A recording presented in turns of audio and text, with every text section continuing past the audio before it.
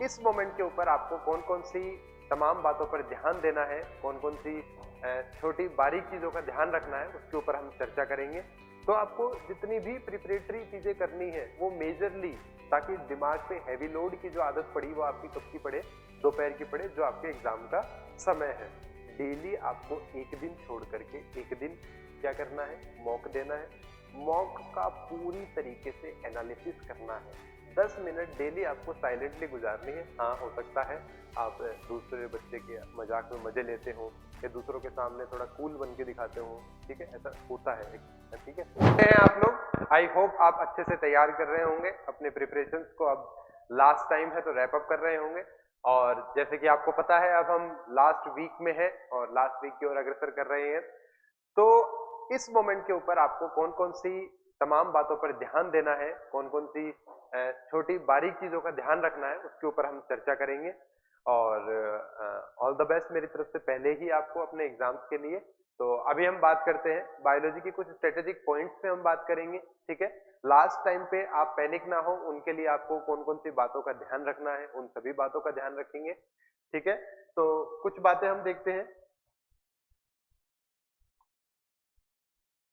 सबसे पहला पॉइंट तो आपको अपने एग्जाम्स के टाइम पे ये याद रखना है कि जो आपका एडमिट कार्ड है, सबसे पहला पॉइंट आप क्या याद रखेंगे कि जो आपका एडमिट कार्ड है, ठीक है, उसके ऊपर कितने फोटोग्राफ्स आपको चाहिए, स्कूल के प्रिंसिपल की जो भी स्टैंप आपको लगवानी है, स्कूल का जो भी अप्रूवल है, ठीक है, वो आपको क्या रखना है। एडमिट कार्ड के ऊपर दिए गए सभी के सभी पॉइंट्स,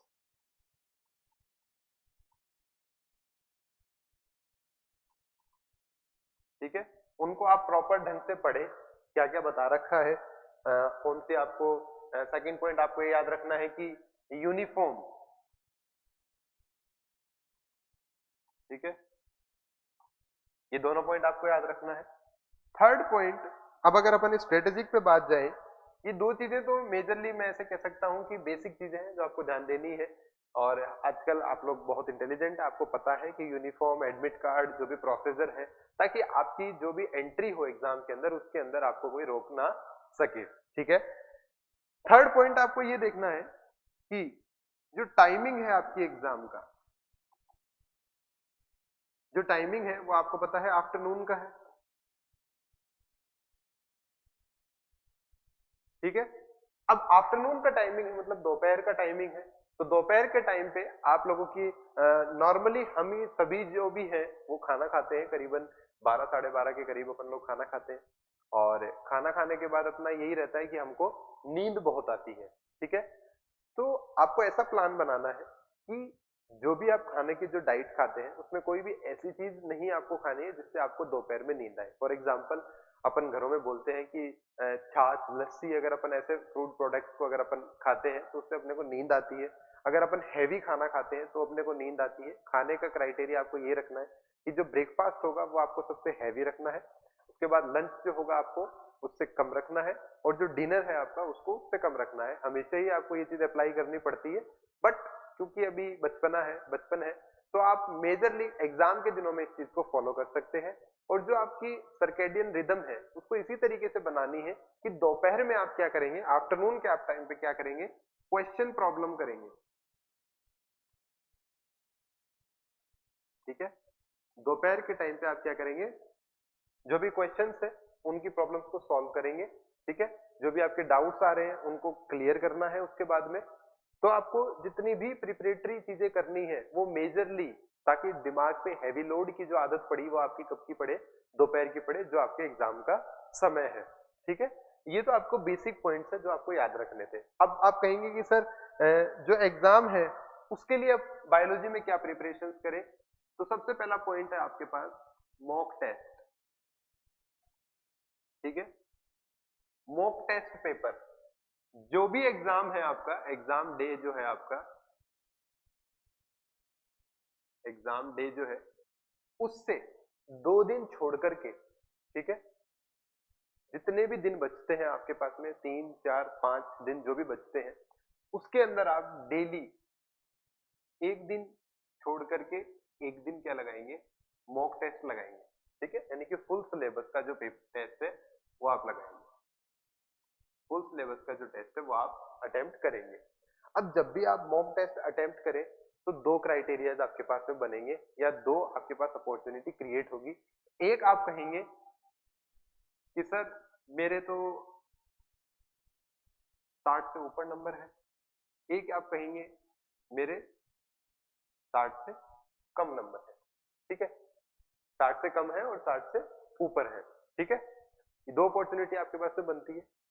अब आपको ये देखना है, अगर आप 100 प्लस हैं या 120 प्लस हैं तो कोई इश्यू है ही नहीं।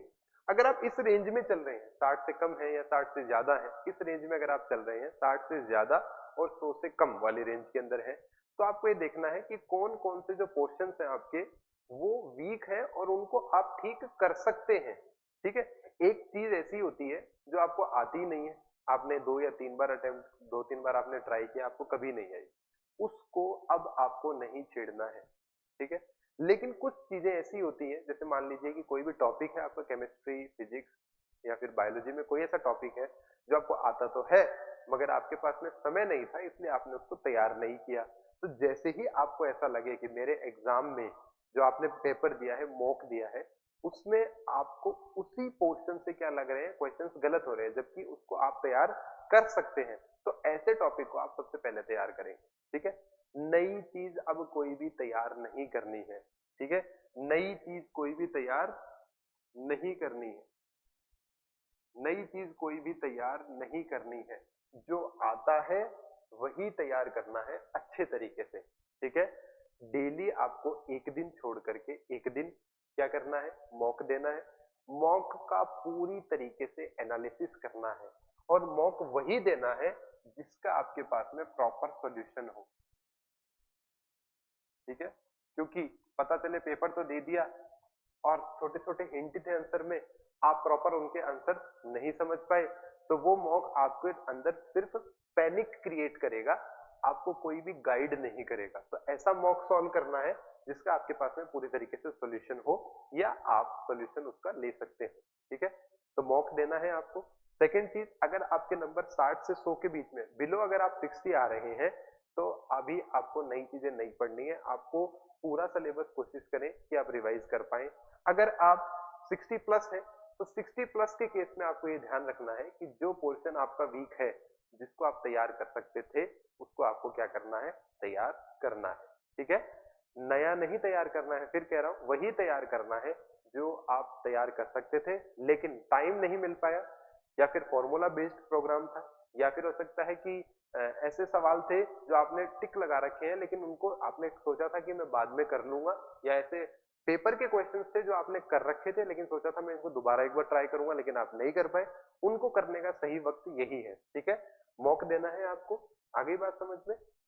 अब बात आती है कि एग्जाम से, मतलब मैं कह सकता हूं कि बिफोर एग्जाम, एग्जाम से पहले के जो एक दो दिन है, एग्जाम से पहले के जो एक दो दिन है उसके अंदर आपको no questions to be attempted.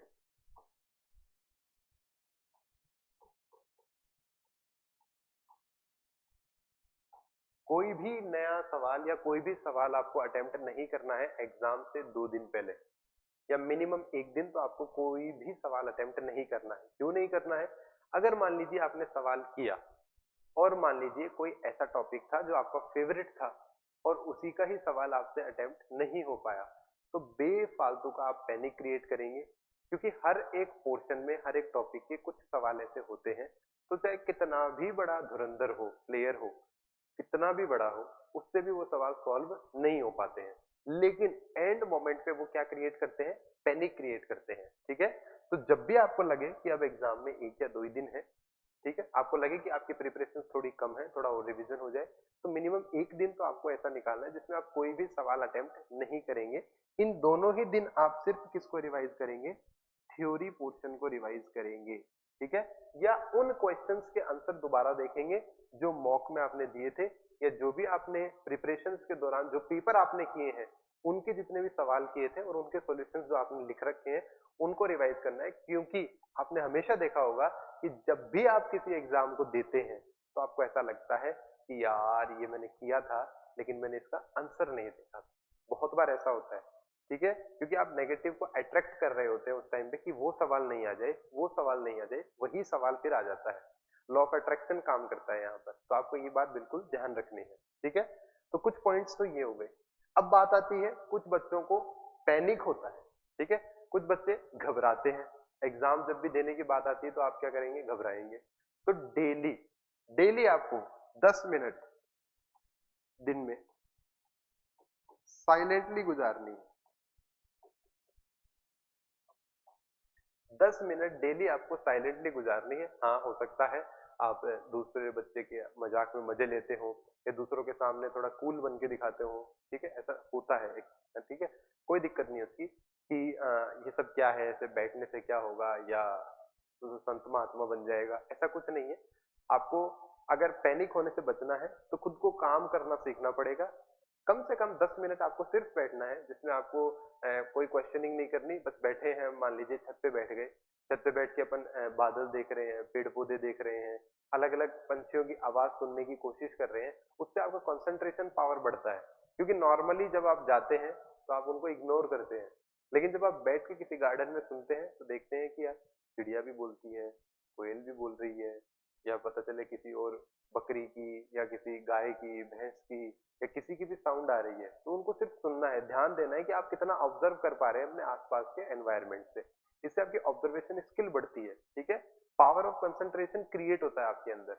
10 minute अगर आप 10 दिन भी अगले करते हैं, 7 दिन अगले करते हैं, ठीक है, तो आपके अंदर एक बहुत ही अच्छा, मतलब आप कह सकते हैं फोकस क्रिएट होगा आपके काम के प्रति। ठीक है, जो आपको एग्जाम के टाइम पे बहुत अच्छा हेल्प करेगा। तो ये सब पॉइंट आपको याद रखने हैं। कौन कौन सी मैंने बातें बताई, मैं दोबारा रिपीट करता हूँ। एडमिट कार्ड से रिलेटेड सभी चीजों को आपको बिल्कुल ध्यान रखना है।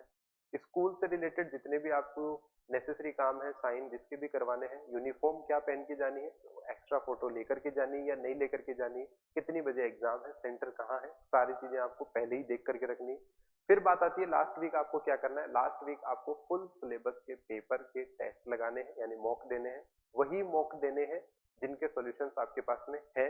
ठीक है, उसके बाद में पूरे मॉक को एनालाइज करना है, उसमें से वो पोर्शन ढूंढना है जो पोर्शन आपका वीक है। उसके टॉपिक अगर आपको लगते हैं आप सीख सकते हैं तो ही उसको सीखें, नहीं सीख सकते हैं तो उसको अब ना सीखें।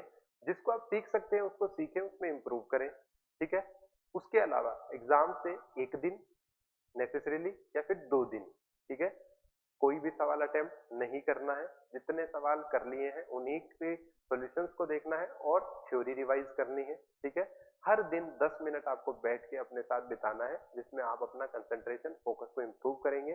थोड़ा सा डाइट पे भी ध्यान देना है। अभी ऐसी चीज नहीं खानी है जिससे आप बीमार पड़ जाए, जिससे आपकी तबीयत खराब हो जाए, या हो सकता है आपको जुकाम लग जाए, आइसक्रीम खाएं, सर्दी है। ठीक है, इन सब चीजों से आपको खुद को बचाना है। और इसी टाइम पे कोई भी ट्रिप अवॉइड करनी है, घर पे रहना है। ठीक है, बस थोड़े से दिन की और बात है।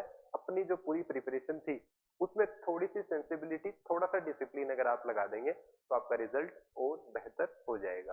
ठीक है, तो बहुत बहुत शुभकामनाएं। All the very very best from my side. Thank you.